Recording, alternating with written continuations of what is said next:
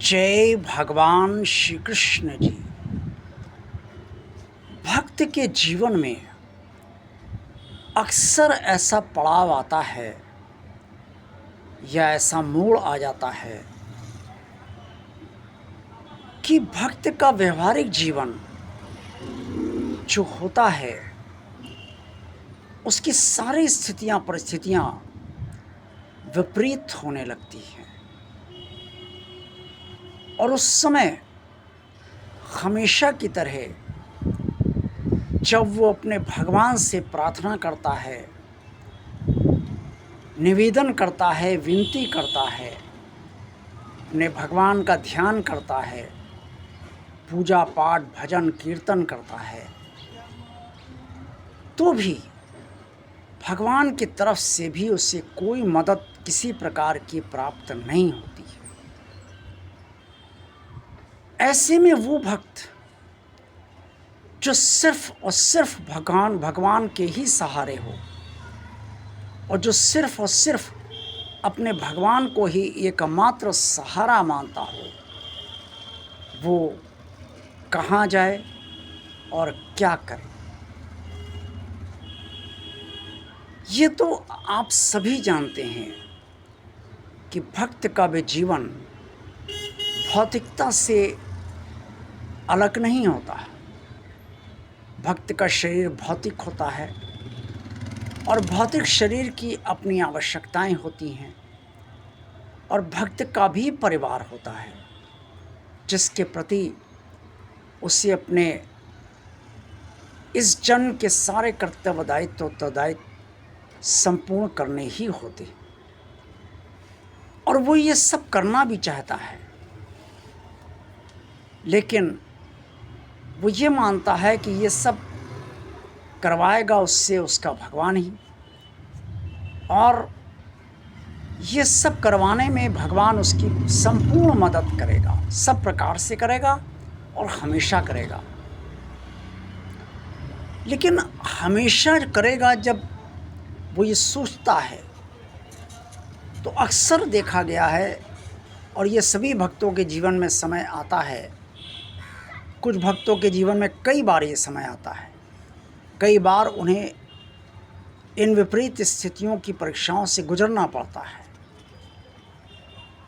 कि भक्त का कार्य स्वयं उसका भगवान ही नहीं करता है। अब ऐसे में भक्त कहाँ जाए, किससे याचना करे और कौन उसकी याचना पर पसीज जाएगा, और भगवान की तरह कृपा करने में तो कोई सक्षम है ही नहीं। तो क्या करे भक्त? जिसके सहारे रहो, अगर वही आपको सहारा न दे तो आप क्या करोगे?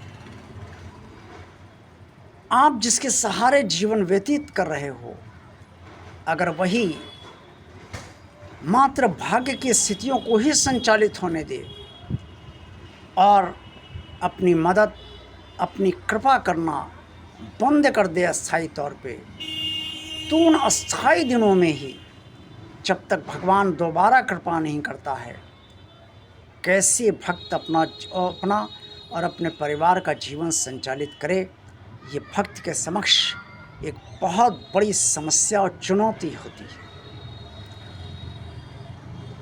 भक्त इस चीज़ को सहन नहीं कर पाता है, क्योंकि भक्त और भगवान का रिश्ता हृदय से और प्रेम से जुड़ा होता है।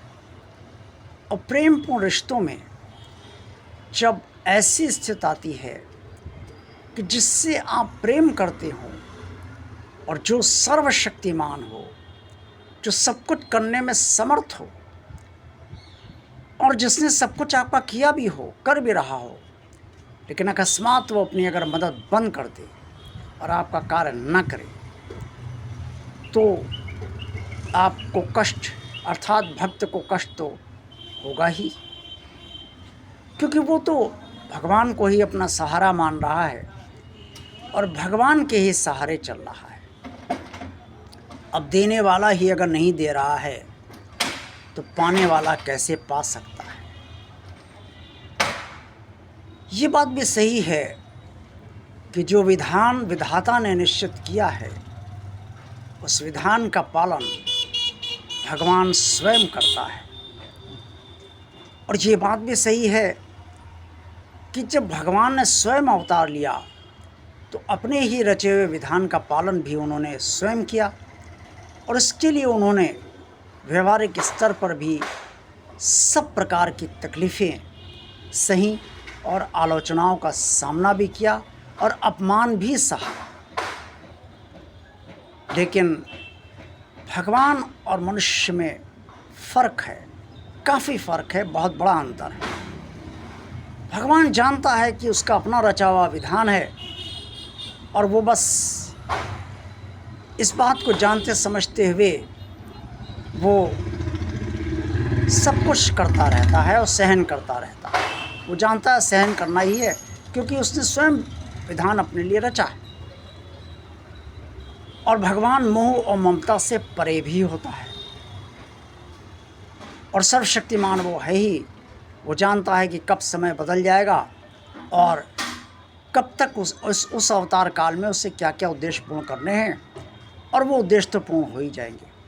लेकिन भक्त तो मनुष्य होता है, उसे ये मालूम नहीं होता कि उसके इस जन्म में क्या उद्देश्य है सांसारिक दृष्टि से, और उन उद्देश्यों की पूर्ति वो कर पाएगा भी नहीं कर पाएगा। और ख़ुद का भी जीवन चलाने के लिए भी भौतिकता की आवश्यकता तो सभी को होती है, और भक्त का शरीर भी भौतिक ही है। अब एक बहुत बड़ा प्रश्न भक्त के समक्ष उस समय उत्पन्न ये होता है कि अब वो क्या करे।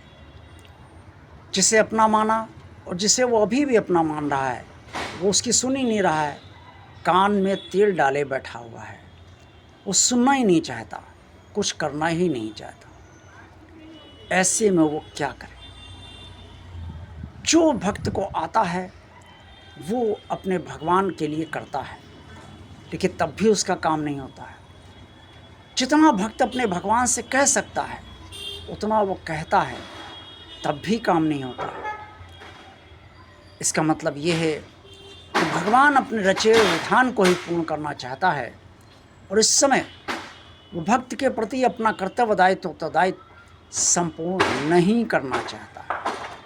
अब वो कब करेगा और कब तक करेगा, कितना समय लेगा, ये तो वही जानता है।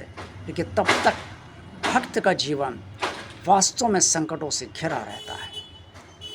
बस यही मनाइए कि ये संकट आप पर ना आए, और अगर कोई संकट आए तो उसका समाधान भगवान की कृपा से अवश्य हो जाए। देखते रहिए भगवान और आप चैनल। वीडियो पसंद आया तो लाइक कीजिए, चैनल को सब्सक्राइब कीजिए, चैनल को शेयर कीजिए। जय भगवान श्री कृष्ण जी।